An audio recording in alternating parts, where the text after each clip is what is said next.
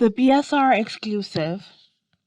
Beneficiaries of the RBZ Farm Mechanization Scheme by Alex T. Magayisa. In 2007 to 2008, the Reserve Bank of Zimbabwe ran a scheme which was ostensibly designed to support agriculture. At the time, Zimbabwe was undergoing a major land revolution with significant changes in land ownership. The authorities argued that the new farmers needed to be supported by the state. It was upon this rationale that the RBZ launched the Farm Mechanization Scheme. It was supposed to enhance productivity on the farms through increased mechanization. The RBZ procured agricultural equipment worth $200 million through Fiscorp, a wholly owned subsidiary. Fiscorp described itself on its logo as financial surgeons to the nation. The equipment was supposed to be distributed to the new farmers on the land. In financial terms, Fiscorp was giving loans to the farmers. In return, the farmers would repay the loans. This scheme was a classic example of state intervention in an area which had previously been occupied by the private sector. A farmer would approach a commercial bank to borrow money to buy agricultural equipment. Alternatively, a supplier would offer the same equipment in terms of a credit agreement. There were also commercial organizations which specialized in leasing agricultural equipment, such as the Leasing Company of Zimbabwe. In all these cases, farmers would use their property as collateral for the loan or lease agreements. Farmers had ownership rights to the land, which made it bankable. The impact of the land revolution went beyond ownership patterns. It also impacted the financial architecture which supported commercial agriculture, more specifically, the institution of private property. Banks which had invested heavily in commercial agriculture lost a lot of business, and their balance sheets were impacted. But it was the farmers' inability to use the land as collateral for loans that had far-reaching effects. The authorities knew this and sought to plug the hemorrhage by state intervention. The RBZ Farm Mechanization Scheme was one such measure. However, it also represented the much criticized quasi-fiscal activities of the central bank. Nevertheless, far from being discouraged by the criticism, the RBZ believed it was performing a heroic role for the nation during a very difficult time, which was characterized by record levels of hyperinflation. It proceeded to hand out a variety of agricultural equipment to the new farmers. The equipment ranged from combine harvesters to tractors, disc plows, harrows, and diesel power generators. At the time, there was criticisms of the elitist and nepotistic nature of the scheme. However, the identity of the beneficiaries was not known. The RBZ refused to disclose this information, so it remained a closely guarded secret. However, it soon emerged that beneficiaries had defaulted on their loans. They had taken delivery of the equipment, but they were not paying back the loans. The RBZ was left without recourse. A commercial bank would have sued the farmers. It could have threatened to sell the land to recover its debt from the farmer. The RBZ's hands were tied by the politics of the land revolution. After all, the land belonged to the state. In 2011, the then Governor Gono wrote to the then Minister of Agriculture, "Honorable Minister, I write to advise you that at its meeting on Tuesday, 25 October 2011, the Reserve Bank of Zimbabwe Board passed a resolution mandating me to seek from you guidance on how to resolve the farm mechanization debt. As you are aware, Honorable Minister, the bank is owed a lot of money by beneficiaries of the farm mechanization program. The board needs your advice on the way forward, given the political nature of the circumstances surrounding this debt. Whilst the bank is cognizant of the need to avoid taking precipitous action which could have undesired repercussions on the national interest, there is an urgent need to make sure that this matter is finally put to rest." Clearly, Governor Gono and the RBZ board were aware of the commercial nature of the loans and that they were supposed to be repaid by the beneficiaries. They were also aware that the debt was a burden on the central bank and that a lot of money was involved. However, reference to the political nature of the debt and fears that legal action could have undesired repercussions on the national interest betrays their insecurities. Surely it was in the national interest that the beneficiaries of the scheme repay their loans. What is the national interest in allowing beneficiaries of the scheme to avoid repaying their debts? Years later, in 2015, the government passed the Reserve Bank of Zimbabwe Debt Assumption Act. This legislation meant the state took over the debts of the RBZ. This included the Farm Mechanization Debt. Some of the more enlightened members of the society saw what was happening and protested that this was not fair. Why should the rest of poor Zimbabweans pay the debts incurred by a few elites who benefited under that scheme? At the very least, they wanted to know the identity of these beneficiaries. Prominent lawyer Beatrice Mtetwa wrote to the RBZ requesting the names of the beneficiaries. However, both the RBZ and the government refused to disclose the names. 5 years after the RBZ Debt Assumption Act was passed, Zimbabwe is in a far worse state economically. The government introduced Command Agriculture, a controversial program under which more machinery, equipment, and inputs were given out to farmers by the state. The information on beneficiaries is also a closely guarded secret. The likelihood is that beneficiaries were not different from the beneficiaries of the Farm Mechanization Scheme of 2007 to 2008. This represents the moral hazard of opaque schemes. The same people benefit and they never pay back because they know they are protected. This is the part of the systemic this is part of the systemic corruption which the BSR has addressed in recent weeks. Everyone in the higher echelons of power is part of that racket. People are demanding change in the way that the government does business. They want more transparency. Even people within government are appalled by the egregious and systemic corruption. It is in this context that information has started to emerge concerning beneficiaries of the RBZ Farm Mechanization Scheme. Most of the information pertaining to the beneficiaries of that scheme has begun to emerge. We have spent some time piecing the data together, analyzing and verifying the data. We are confident that both the documents and the information they hold are authentic. We believe this information is in the public interest, particularly as transparency, openness, and accountabilities are core values of our national constitution. They are necessary for good governance. Those who hold public funds must account for it. Whenever the state places a burden on the people, it must account to them. Transparency and accountability form the bedrock of good government. As already stated, letting people go without accounting creates a moral hazard. They will do it again because they never had to account the first time. In short, secrecy breeds bad and unaccountable behavior. This bad behavior includes enablers who support corruption and incompetence because they are rewarded by the state using taxpayer funds. It is also immoral for elites to impose bills upon the poor to fund their lifestyles. These elites live in mansions. They send their children to elite private schools. They use private healthcare and often fly out of the country for routine medical checks. They flaunt their wealth before an impoverished population, but they impose their bills upon poor Zimbabweans. It's forcing the poor and oppressed to fund their own poverty and oppression. This list also serves another important purpose within Zimbabwe's political system. It demonstrates the pervasive nature of patronage, which affects every layer and corner of the state. Some of the people may be sworn enemies today, but they share one thing in common. They have benefited immensely from ZANU-PF's control of the state. This is not just about the Zimbabwean state being predatory, no. This is about individuals who have used their proximity to state power for self-enrichment, and they have been able to get away with it because institutions of the state have become compromised. It is also about how this bad and counterproductive behavior has become normalized. Both friends and enemies in ZANU-PF at any given time find common ground in their ability to extract as much as they can from the state.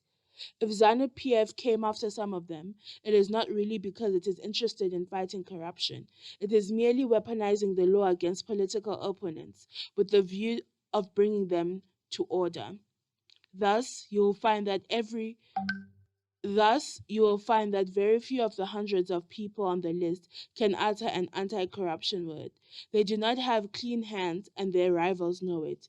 Zimbabwe needs a break from the cycle of corruption. Unfortunately, ZANU-PF and the political system generally has become a breeding ground of corruption. I have analyzed this data with the view of presenting it in a way that is intelligible to the average reader. There are many ways to classify the recipients. These include their origins, which is the method used in the data. This shows that Mashonaland province had the most beneficiaries, both in terms of numbers and value.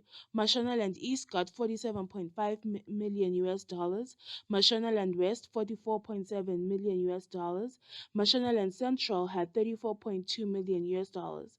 By contrast, the two Matabeleland provinces had a combined total of 13.9 million US dollars. Masringo had 26.4 million US dollars, Manicaland 18 million US dollars, and the Midlands had 14 million US dollars. It may be argued that the Mashonaland provinces fall in the region with most intensive agriculture. However, this will not stop legitimate concerns of inequitable sharing of national resources, a perennial complaint by people in non-Mashonaland regions. Those interested in the gendered nature of allocation of state resources could classify the recipients according to gender. It was plain to me that there is a disproportionate number of men compared to women among the beneficiaries, both in terms of numbers and value. Another classification could be in terms of ethnic identities of recipients. All that would be fascinating and revealing in regards to the way that the nation is governed. I decided to assess the beneficiaries in accordance with thematic areas as they impact on power dynamics in society. This was because I observed some familial connections, elitist linkages, and pockets of power. While the majorities of beneficiaries were politicians, there were significant patterns that form around the power wielded by individuals and groups. I have therefore come up with the following categories. The politicians, and by this I refer to current and former ministers, securocrats, judges, senior civil servants, and politically connected persons. I also observed obscure entities or organizations where the identity of the beneficial owner is vague and suspicious. Politicians. It is not surprising that the majority of beneficiaries were ZANU-PF politicians. They have controlled the state since independence in 1980. ZANU-PF politicians have created what scholars Asamoglu and Robinson called extractive institutions in their seminal book, Why Nations Fail. Extractive institutions are different from inclusive institutions, which are stronger and cater for broader society.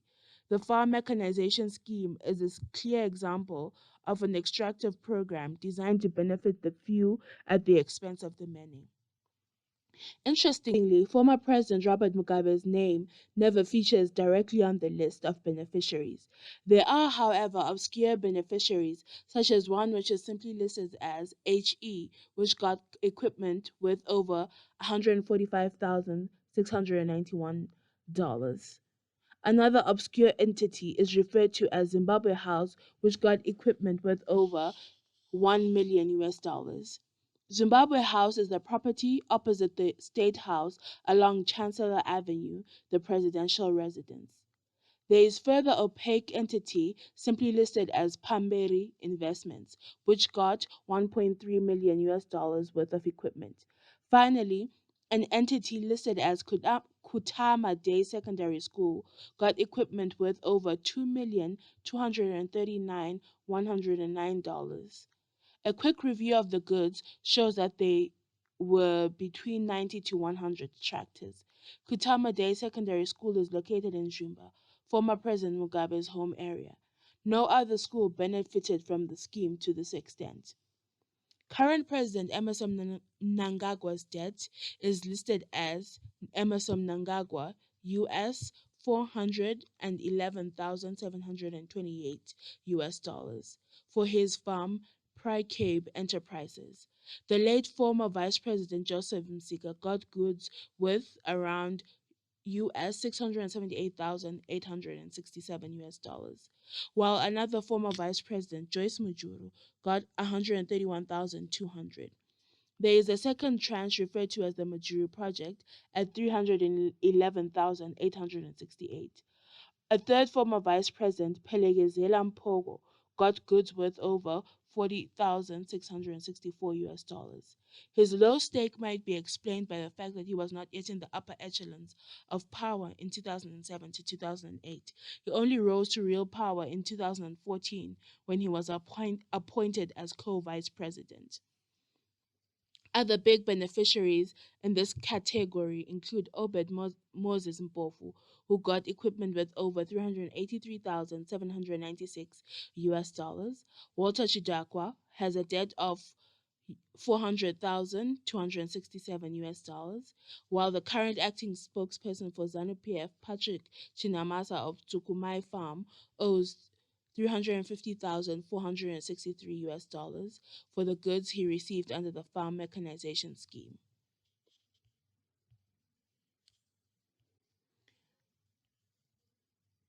Sidney Sekera Mai, once touted as Mugabe's successor, accumulated a debt of 331,222 US dollars, while another former minister, Munacho Muteza of Fenkerry Farm, owes 335,181 US dollars. Once one of the most powerful ministers who controlled land allocations, Didimas Mutasa's days of influence are long gone, but he was allocated goods worth 203,797, which he never repaid. The current Minister of Defense and ZANU-PF chairperson, who regularly blames sanctions for Zimbabwe's wars, Opa Muchinguri of Middlepost Farm, has a debt of 383,131 US dollars. There are former ministers who are out of favor with the current regime, but they had influence during the time of the scheme. They also got goods which were not paid for. Rugare Gumbo got goods worth 316,767 US dollars. Flora Booker had 331,972 US dollars, while Francis Nema owes a debt of 129,035 US dollars. Former ZANU-PF Secretary for Administration and Local Government Chief Ignatius Chombo accumulated a debt of 348,601 US dollars, while Christopher Mushoe of Beverly Hills Estate got two tranches at 289,565 and 48,574 for a total of 338,139 US dollars. Nyasha Chikwinya got 151,143 US dollars, while former Mashonaland East Governor Reika Ukonde has a debt of 231,139 US dollars. Former Government and Provincial Affairs Minister for Mashonaland Central and a vociferous supporter of the Mugabe regime, Martin Dina, got a loan of 378,122, while former State Security Minister Nicholas Goche was in the same league with 305,608 US dollars. Another big hitter was former Agriculture Minister Olivia Muchena, who got a loan of 376,470 US dollars. A minister and ZANU-PF political commissar, Elliot Manyiga, who died in a car accident in 2008, got equipment worth 312,500 US dollars. Mike Madeira of Fulton Farm, who is a deputy minister, was a big beneficiary with a 319,727 US dollar loan. Former Foreign Affairs Minister Simbarashe Mbegwegwi got 312,979 US dollars. Former Deputy Minister Bright Matonga took goods worth 359,420 US dollars, while Edna Madzongwe, who was President of the Senate between 2005 and 2018, got a loan of 325,368 US dollars. Webster Shamu fell out of favor with Mugabe before a brief recovery was cut short by the coup in November 2017, was also one of the big beneficiaries in the 2007-2008 scheme, where he got a loan of 302,000 US dollars, 715, which he never paid back. There were numerous beneficiaries with loans under 100,000 US dollars, but perhaps the most prominent is Christopher Mutswanga of Prague Ridge Moncrief Farm at 80,699 US dollars. Mutswanga has been in the news blaming everyone except ZANU-PF for the country's economic challenges. But like his peers, he took from the state and did not pay his debts. Now it's ordinary taxpayers who must foot the bill. Another loud voice in ZANU-PF is Paul Munyarazi Mangwana, who got a loan of 58,956 US dollars, but did not pay it back. Victor Matema Danda, who has gained notoriety for making insane comments on behalf of the current regime, settled for 25,534 US dollars, a paltry figure by his gang member standards, but still he failed to repay. Political referees, judges. It has always been said that political referees in Zimbabwe are compromised. These referees include persons who are in positions to act as arbiters in political disputes or enforcers of law and order. There have also been charges of judicial capture and the capture of electoral institutions. In essence, it has been argued that there is interference with the independence of these political referees. One of the easiest ways to impact the independence of political referees is how they are remunerated. This is why the gold standard of remunerating judges is that their pay must come from the state's consolidated revenue fund, that is, the central public purse, and not from private or quasi public sources. No one should play godfather to judges because of the risk that they will become beholden to that godfather figure. This is why having judges as beneficiaries of the farm mechanization scheme is problematic. It made the beneficiary judges part of the racket. It made them beholden to their benefactor. It also placed them in a position of conflict of interest. If someone wanted the list of beneficiaries disclosed, the judges had a clear interest in it since they are named on the list. However, litigants would not have known this. This is unfair both on the judges and the litigants. On the judges because they were placed in an invidious position, and on litigants because they would be fighting a losing battle. One important observation is that although they were beneficiaries, judges fared much worse than their political counterparts. They got loans of less than 100,000 US dollars each, paltry amounts compared to what the ministers and other politicians got. The only big hitter was the late Chief Justice Godfrey Chidiasuku, who got machinery and equipment worth over 384,946. He was the most he was the foremost judicial voice in support of the land reform program. He died in 2017, his loan still outstanding. The next biggest beneficiary in the judiciary was former Chief Magistrate Mishrod Guvamombe, who got a loan of 107,848 US dollars. He was ahead of long-serving Supreme Court Justice Judge Paddington Gare, who was given a loan of 92,986 US dollars. Justice Alphas Muvavarigwa Chitakunye got 92,685 US dollars. Justice Thaddeus Kari got a loan of 95,732 US dollars, with Justice Tendai Panyol Uchena at 89,382 US dollars. Justice Lavender Makoni got 87,984, while Deputy Chief Justice Elizabeth Gaunza got 62,534 US dollars. Justice Cheddar, 69,729 US dollars. Another Supreme Court judge, Justice Antonia Guvava, is listed as owing 68,380 US dollars.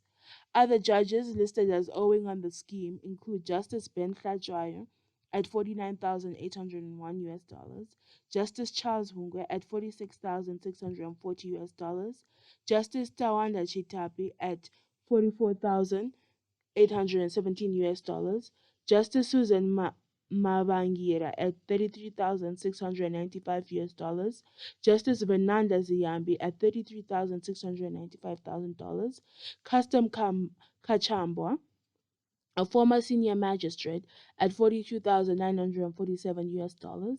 There is an Annie Mary Gowora of Nyamera Farm on the list owing 48,600 US dollars, who may or may not be the Supreme Court judge with a very similar name, although it is spelled as Anne Marie Gowora. A senior magistrate, Morgan Nemadira, is listed as having given a generator worth 1,299 at Nemadzime village. It is embarrassing that judges of the highest courts in the country are listed as beneficiaries of the scheme who did not pay back the loan. If a dispute were to arise over this specific scheme, they would be seriously conflicted, but the effect is not confined to cases under the scheme. The fact that they owe these loans is a dagger that hangs above their heads all the time. They will always be reminded of their debts by powerful politicians. Faced with disputes that pit these authorities and another party, it is hard to see how judicial authorities in this situation can be independent and impartial. The Farm Mechanization Debt is therefore a weapon against judicial independence. Political referees, prosecutors, and legal advisors.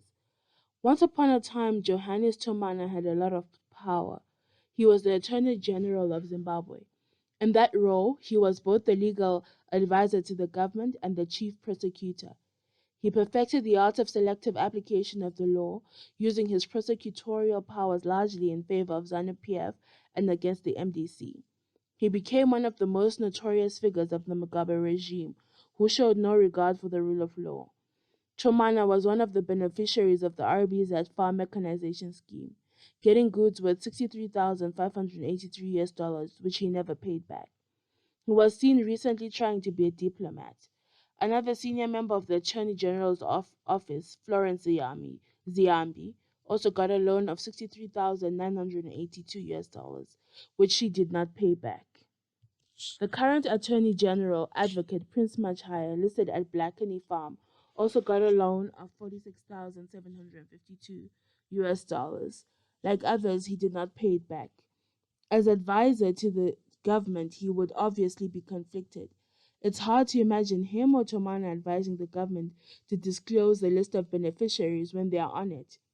It's not surprising that the government has kept the list secret, even though public funds are being used to repay the debt. The public interest has been subordinated to the private interests of the gatekeepers. Political referees, commissions. The Zimbabwe Electoral Commission is yet another political referee of great significance. Its officers must not only be independent, but they must not be placed in situations which affect their autonomy. Like judges, their remuneration and benefits must be drawn from a clear source. They should not be beneficiaries of freebies, which make them beholden to their benefactors. The head of the predecessor to ZEC in 2007 to 2008 was the securocrat Brigadier General Douglas Nikayaramba. He got a loan of 169,972 US dollars, while the chief elections officer, Love Mosekere Mayu, was given a loan of 46,858 US dollars. Tobaiwa Mudede, a long-serving registrar who was notoriously in charge of the voters' roll, was given two loans worth a total of 250,896 US dollars. ZEC itself was given hundreds of motorbikes worth 197,244, notwithstanding the fact that this was touted as a farm mechanization scheme. Gabriel Chaiva, who became a vocal ZANU-PF apologist after an early stint in the MDC and is now a commissioner of the Zimbabwe Anti-Corruption Commission (ZAC), got a loan of 88,623 US dollars under the farm mechanization scheme. He never paid it back. Now, an individual who takes no responsibility for his loans and instead imposes his bill upon poor taxpayers can be their gatekeeper against corruption is impossible to fathom. How an individual who takes no responsibility for his loans and instead imposes his bill upon poor taxpayers can be their gatekeeper against corruption is impossible to fathom. How does a beneficiary of systemic corruption defeat corruption? Mabel Chinomona is the current president of the Senate, the upper chamber of parliament. Along with Jacob Mudenda, the Speaker of National Assembly, she made the momentous but eminently dubious decision to accept the letter from Senator Douglas Munzora expelling MDC Alliance senators from parliament. She is also among the benefactors of the She's also among the beneficiaries of the Farm Mechanization Scheme. She got a loan of 119,805 US dollars, which she never paid back. Politically exposed persons. Apart from politicians and political referees, there are also many politically exposed persons who were beneficiaries of the farm mechanization. Perhaps the most sustain- Perhaps the most outstanding name is that of Bingu wa Mutharika, the late former president of Malawi. He is listed as having been given a loan of 124,111 US dollars in 2007 under the Farm Mechanization Scheme. Apparently, Mutharika was married to a Zimbabwean and had a farm in Zimbabwe. It's one thing that a foreign leader got a loan from a national scheme, but an entirely different and more scandal matter that he failed to repay his debt, which was then offloaded onto the shoulders of poor Zimbabwean taxpayers. Another prominent politically exposed person is Mayfield Albert Nangagwa, related to President Nangagwa, who got a loan of 93,111 US dollars, which was not paid. Gerald Mlojwa, a lawyer and son-in-law of President Mnangagwa, is also listed as owing 59,605 US dollars under the scheme. Joseph Chinotimba, a ZANU-PF MP, received machinery and equipment worth 163,401 US dollars, including two Massey Ferguson tractors.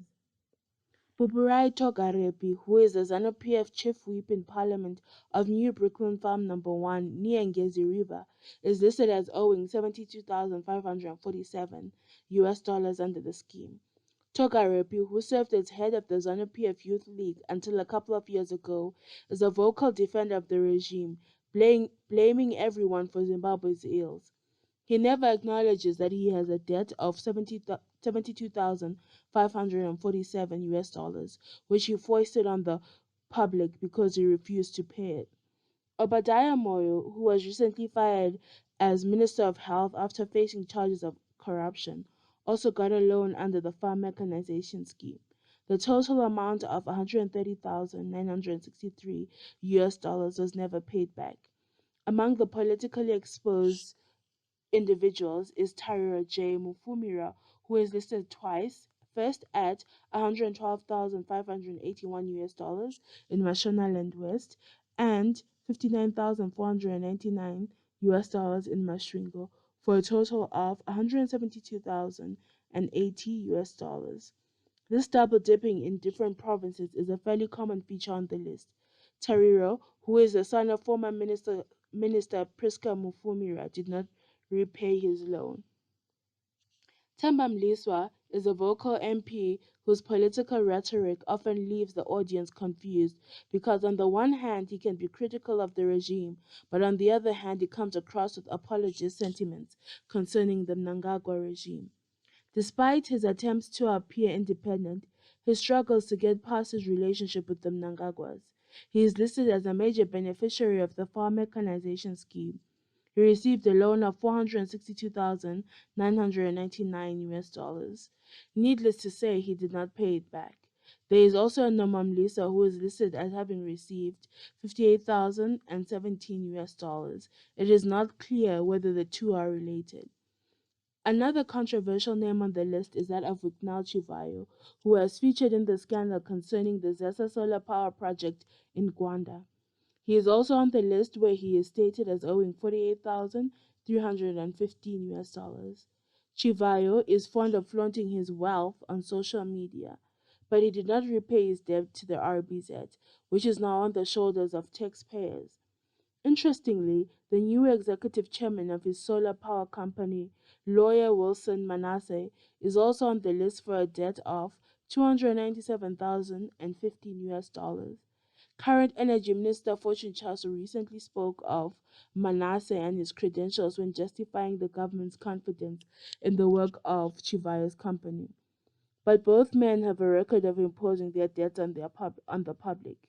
It is worth mentioning that another ZESA appointee, Dr. Sidney Zikuzo Gata, executive chairman of the parastatal who owes 50,600 US dollars under the scheme.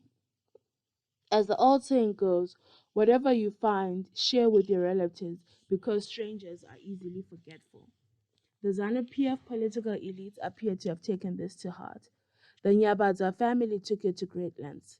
The most politically exposed individual is Basil Nyabaza of Rockingstone Farm, who is listed as having received a loan of 72,574 US dollars. Simba Nyabaza received two tractors amounting to 99,718, while Simon Yamada got 76,139 US dollars. Takuzo Nyabada got 20,900 US dollars, while Michael Nyabada got 125,633 US dollars. Their father, there is also a father, Nyabada, listed as a priest with 72,574 US dollars. None of the Nyabazas paid back their loans. The Mugabes also feature, although rather surprisingly, the amounts are fairly modest by comparison. Leo Mugabe, one of the most well-known of the former president's family, received the largest amount at 100,885 US dollars. His mother and the president's sister Sabina Mugabe got 66,680 US dollars, while her younger sister Bridget Mugabe received 42,720 US dollars. The former head of Zinara and the Mugabe's nephews Albert Mugabe received 64,792 US dollars. There is also on the list a Mo Mugabe who got 50,120 US dollars, a Kaitana Mutanda Mugabe with 63,251 US dollars, and a Constancia Mugabe with 44,879 US dollars. The Mugabe clan also uses the name Matibiri, and there are quite a few of them. Perhaps the biggest is Innocent Matibiri, who was a senior police officer and therefore a member of the Securocrats covered elsewhere. He received two loans totaling 403,825. The other Matibiris include Maislin Matibiri at 15,976 US dollars, Silence Matibiri at 117,176 US dollars, Plaxides Matibiri at 27,514, Malvin Matibiri at 44,879 US dollars, and John Masese Matibiri at 31,167,000 dollars. Another familial connection on the list is that of Albert Nyakuezo of Folkington Farm, who was awarded a loan of 286,853 US dollars, whilst Norbert Nyakuezo got 59,300. The Mombeshoras are another family that had much to be grateful for from the Farm Mechanization Program. The biggest beneficiary was Dr. Douglas Mombeshora, a former minister who got a loan of 312,528 US dollars. His wife, Millicent Mombeshora, was a senior official at the Reserve Bank of Zimbabwe. Also listed as a beneficiary is a Sekuru Mombeshora, who got a loan of 98,539 US dollars. Lucy Mombeshora, 78,145 US dollars, Gideon Mombeshora, 91,953 US dollars, and Augustine Mombeshora, who received 60,118 US dollars. None of the Mombeshora family members paid their loans back. There is also the Zwaki connections. Christopher Sophia Zwaki, who features among representatives of the government in the land arbitration cases, received a loan of 405,967 US dollars, while Ray Tanyara Zwaki is listing as owing $177,799. Refius Tsaki is listed as having received 34,318 US dollars. None of the Tsakis repaid their loans. Another young entrepreneur, Dagarai Mapuranga, is also on the loan as having received goods worth 52,943, but the loan was not repaid. Sometimes people wonder why certain figures are perennial apologists for the regime, even when it should be embarrassing to defend the regime. Oftentimes, people suspect that they would have been paid, but it's not easy to find the proof. We already saw how Gabriel Chaiva, a favorite of the state's media analysts for many years, got a loan that he didn't repay. Others who benefited from the farm mechanization scheme are Shene Sumopepereki, who got a loan of 82,466 US dollars, and Bimbai Kukwe Chivaura, who was given 108,326. Another serial commentator was pro-ZANU PF Claudius Mararike, got 86,708 US dollars. None of these gentlemen repaid their loans. Two media personalities, veteran reporter Ruben Barre got 79,607 US dollars, while the late reporter Judith Maguire received 35,984 US dollars. Current Zim paper COO Pikirai Deketete is listed as owing 44,860 under the scheme. However, the biggest beneficiary among media personalities is one George Chisoko, who is listed as owing 340,616 US dollars. Chisoko was last mentioned as an assistant editor at the Herald. Senior civil servants. Some of the biggest beneficiaries, apart from the politicians, are the senior civil servants and heads of state-owned entities.